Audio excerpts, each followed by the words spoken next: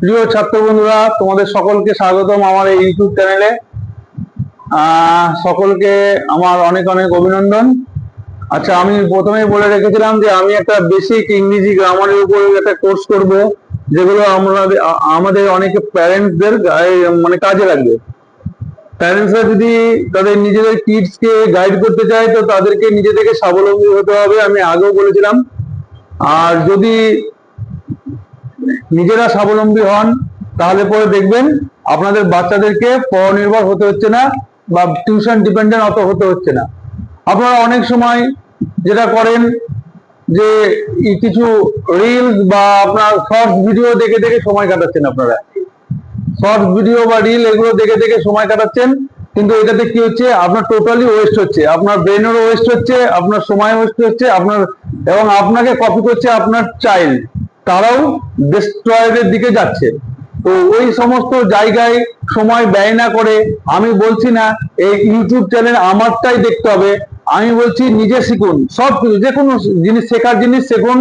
অনেক math learning আছে, arithmetical part অনেক ইজি ভাবে প্রেজেন্ট করছে, অনেক ইউটিউব চ্যানেল আছে, এগুলো দেখুন, নিজেরা কনফিডেন্স বিল্ড করুন এবং আপনারা নিজেদের চাইল্ডকে গাইড করুন। তো আমি আমার ভিডিওতে বিস্তারিত কিছু বলবো না। হ্যাঁ, প্যারেন্টসদেরকে আমি বলছি একদম স্টার্টিং পয়েন্ট থেকে শেখাচ্ছি ইংরেজি গ্রামার, যেখানে আপনি শিখলে আপনার বাচ্চাকে আপনি নিজেই গাইড করতে পারবেন। তার জন্য আমি একদম বেসিক জিনিসগুলো আলোচনা করছি। এই ইউটিউবে গুলো ধারাবাহিকভাবে দেখলে এবং আপনি নিজে যদি প্র্যাকটিস করেন, তাহলে দেখবেন আপনি নিজেই শিখতে পারছেন। আপনার একটা শেখা একটা নতুন দিক এসছে। আপনারা মাঝপথে অনেকে ছেড়ে দিচ্ছেন পড়াশোনা, যার ফলে আপনারা নিজেদের কিডকে অতটা গাইড করতে পারছেন না।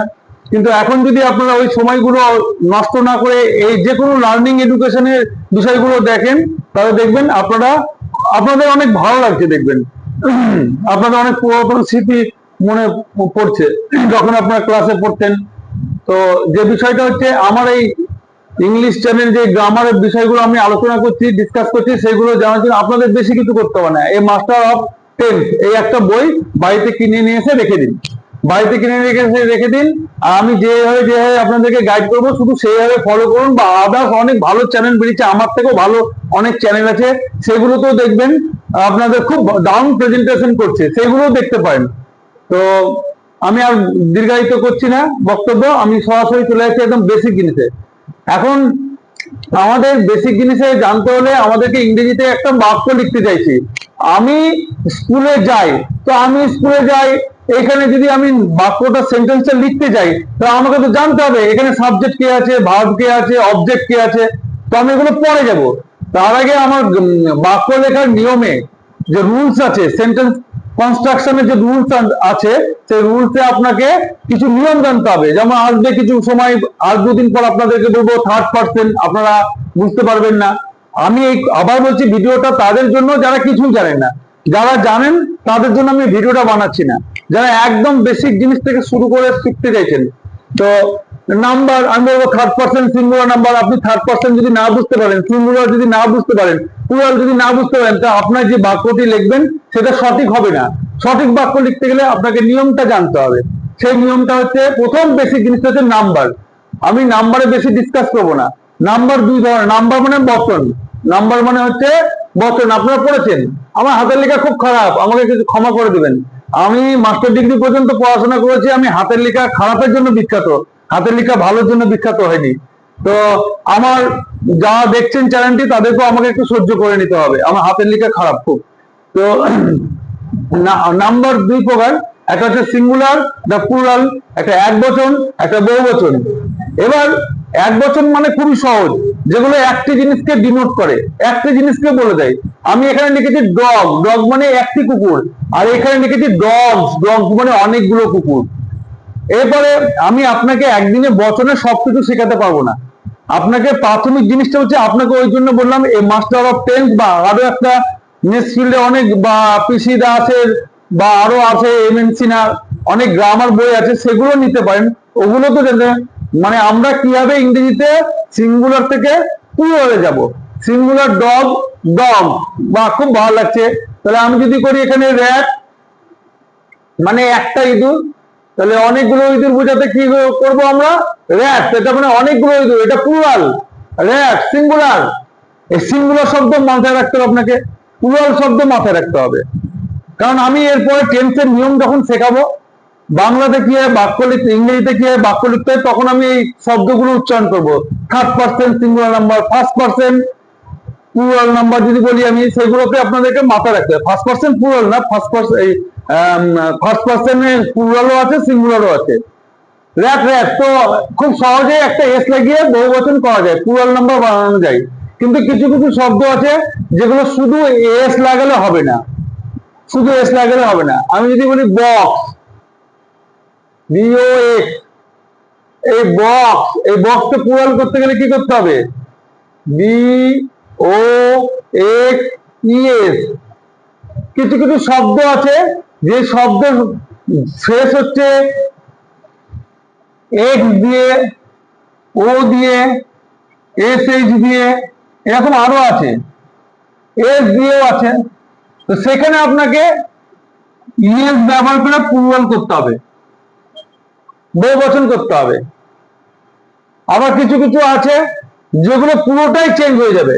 অক্স, এর প্লুরাল হচ্ছে OXEN, অক্সেন। এখানে কিন্তু এস বা এস লাগিয়ে অক্সেস করে এস লাগিয়ে দিলাম, প্লুরাল হয়ে যাবে এমনটা না। এই জন্য কি করতে হবে? বই পড়তে হবে। আমি দুটো একটা বলে দিলাম আর আপনি শিখে নিলেন এমনটা হবে না, আপনাকে বই পড়তে হবে, পড়তেই হবে, পড়ার কোনো বিকল্প নয় জানতে হলে। তো অক্স অক্সেন যেমন আছে, ডিস ডিসেস, এগুলো হবে। পটাটো পটাটোজ, পটাটো, একে যদি প্লুরাল করতে যাই তাহলে আমাকে লাগাতে হবে ইএস, তবে এ হবে পটাটোজ।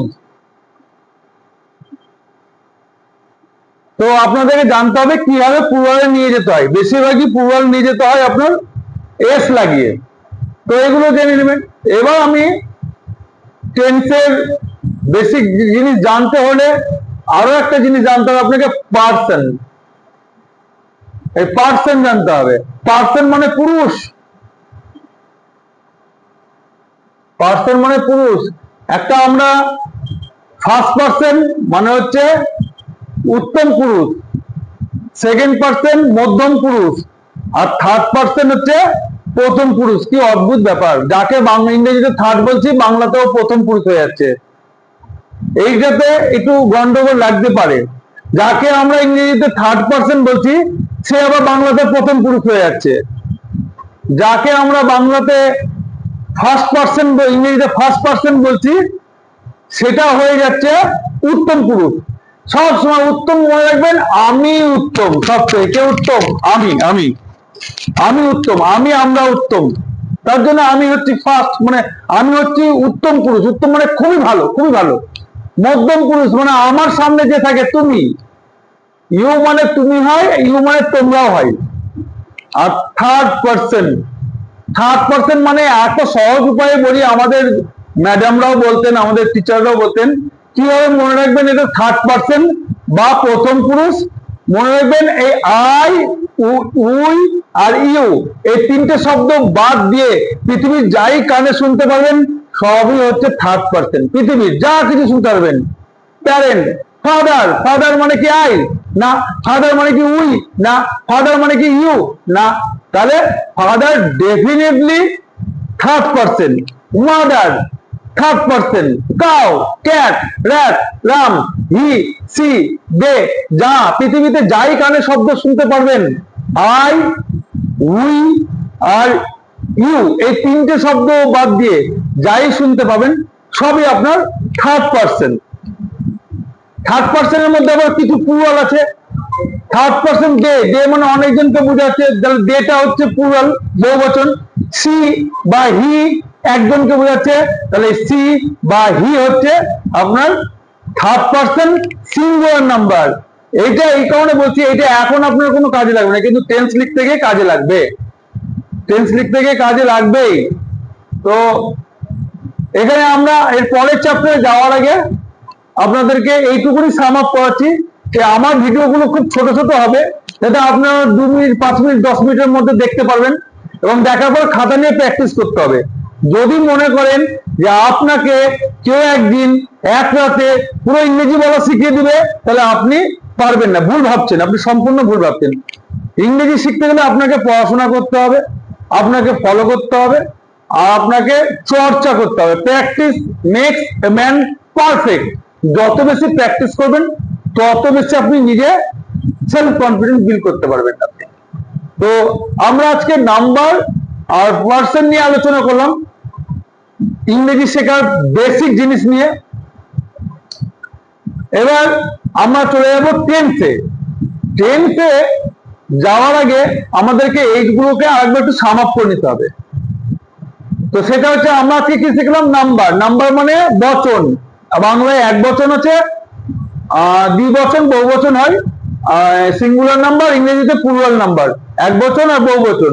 আমি কিভাবে বললাম যে একটা সিঙ্গুলার কিভাবে হচ্ছে ক্যাট ক্যাটস, যদি বলি আমি book books, pen pens, S লাগালে প্লুরাল হচ্ছে। কিন্তু কিছু কিছু শব্দ সব জায়গায় এস লাগালেই প্লুরাল হবে না, কিছু কিছু জায়গায় শব্দের সঙ্গে এস লাগালেই প্লুরাল হবে না, বহুবচন হবে না। আমি একটা উদাহরণ দিচ্ছি, অক্স, অক্সেন, অক্স মানে ষাঁড়, অক্সেন।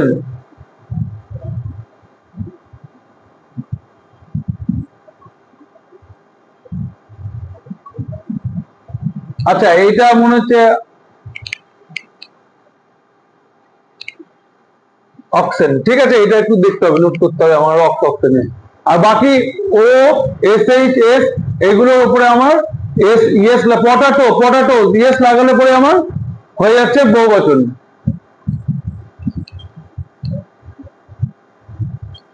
আচ্ছা, এবার আমরা এগুলো বলেছি। তো আমাদের ভিডিওটা আপাতত এখানেই শেষ করছি। পরের ভিডিও আমরা টেন্সে যাব। তো সকল প্রিয় ছাত্র বন্ধুদেরকে অনেক অনেক ধন্যবাদ। আপনারা ফিডব্যাক দিবেন, আপনাদের ফিডব্যাকের উপরে আমি আরো ডেভেলপ করতে পারবো। আমার এটা নতুন, আমি নতুন ভাবে আপনাদের কাছে অ্যাপিয়ার হয়েছি। এখানে আমার অনেক জড়তা আছে, আস্তে আস্তে হয়তো আপনাদের সহযোগিতায় এই জড়তাগুলো কাটিয়ে উঠতে পারবো। আমার কিছু ভুল হয়ে থাকতে পারে, সেগুলোকে আমি চেষ্টা করবো রেকটিফাই করে নিয়ে আপনাদের কমেন্টস দেওয়ার পরে। Thank you everybody.